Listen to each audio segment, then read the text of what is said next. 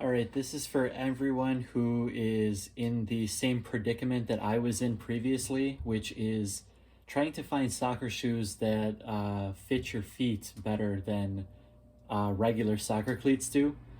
So this is a problem I had for probably a few years. I started playing soccer when I was in high school, um, not with a real team. That's when I first got into it. Um, and the problem was always that the shoes were so bullet shaped. That's even what the minimalist shoe, barefoot shoe community calls conventional shoes. They call them bullet shaped. Well, it is especially true with soccer cleats. Anyone who plays soccer would know. When I first tried on soccer cleats, even though I would wear traditional footwear, I was amazed at how narrow they were. Like, my foot would literally it would feel like contort to get in them, and then I'd take them out and it would feel like they'd expand back again. And that's exactly what I'm reading off of my article again, my barefoot soccer cleats. It'll be linked below, by the way, but that's exactly how I wrote it in here because that's literally like what it was. I mean, you're forcing your foot into something that is so tight.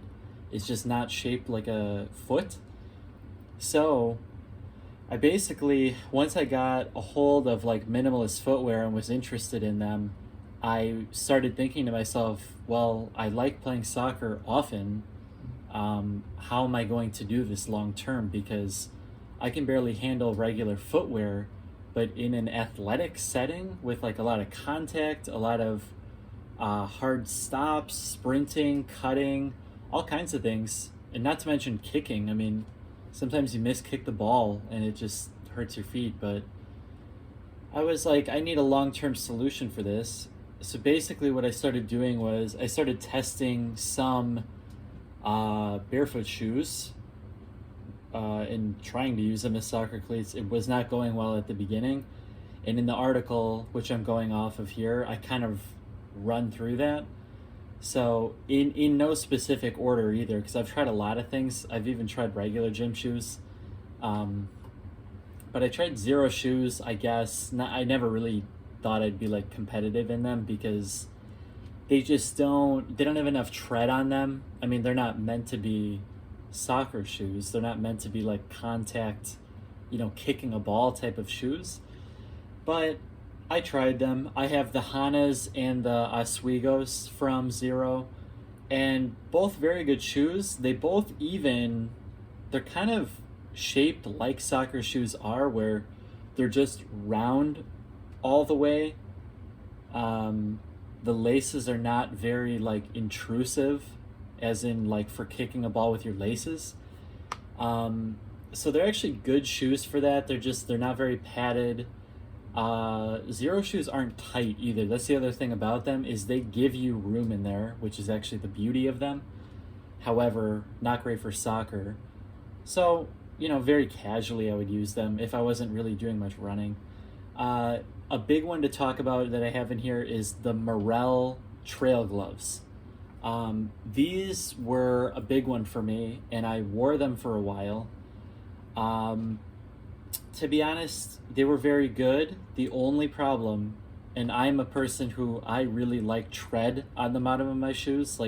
I want to wear, especially for soccer, I want to wear shoes that are like cleats. I like having the studs under, because a big part of my game when I'm playing soccer is the running.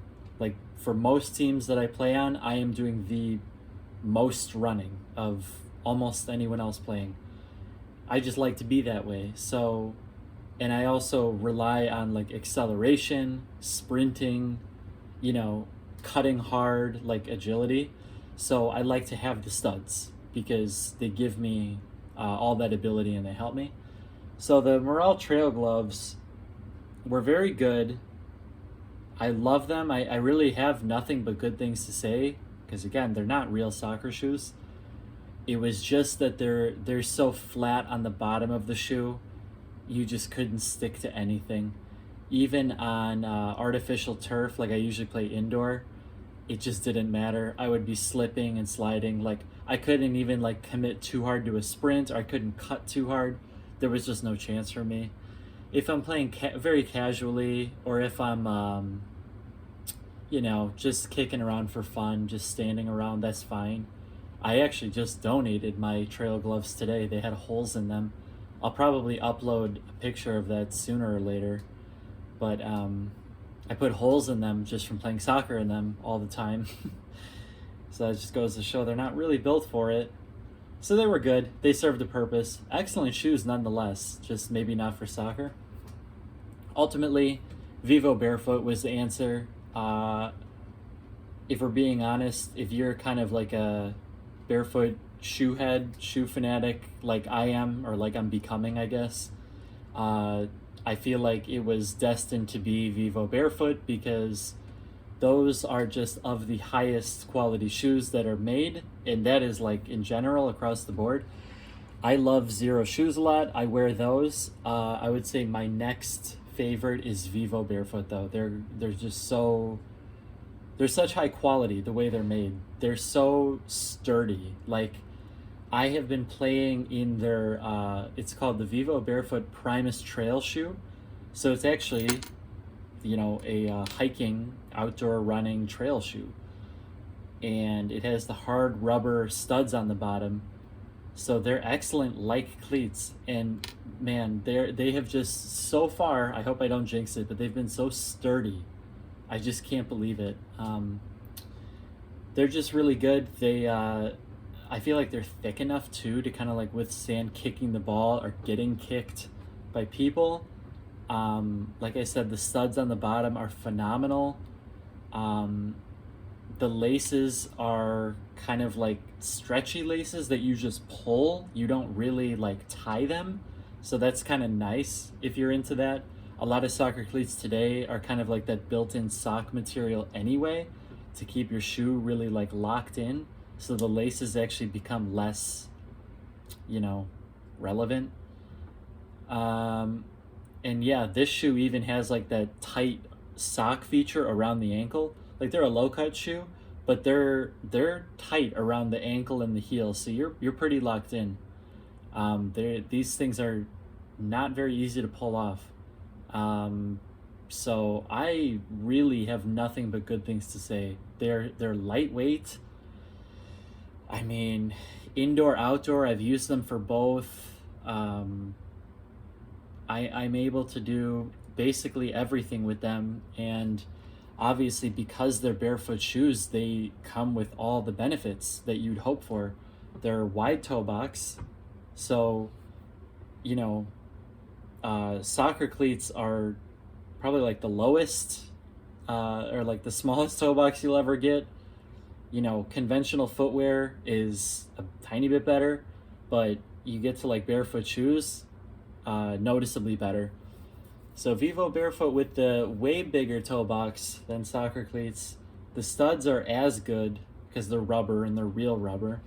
The shoes are very sturdily made. They're just very high quality. I've been wearing them for like a couple of years. I would say there's no sign of wear and tear yet. Yeah, and I have all this written in the article. I'm actually looking for more things, but other than that, like I said, they're a barefoot shoe, so they just have the zero drop sole, which is phenomenal. That's what I want when I'm playing sports and life in general.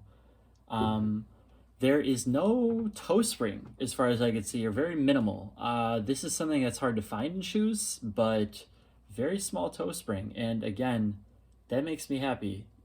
In general, makes me happy for my shoes, but especially with soccer, you want your toes to be able to stay low, especially when kicking with power. I mean, that's very helpful, putting the laces through the ball. So, these are the very best shoes that I have found. Again, they're called the Vivo Barefoot Primus Trail shoe. I am actually going to link them in the video description as well. I'm going to put those here, and then I'm also going to link my article, which is my barefoot soccer cleats. I go into a little bit more depth than this video, and I show some pictures and whatnot, and I kind of run you through everything that I have tried, why it worked, why it didn't work. Yeah, but definitely check them out. I really felt the need to be one of the few people who has addressed this online. You search for minimalist soccer cleats, barefoot soccer cleats, you're not going to get a whole lot. So I really felt compelled to write the article on it and make this video, maybe even some more later. But I hope this makes a difference for you. Comment, reply, email me, whatever, to talk to me about it. I love answering questions like that. So yeah, check out the links below, and I'll see you next time.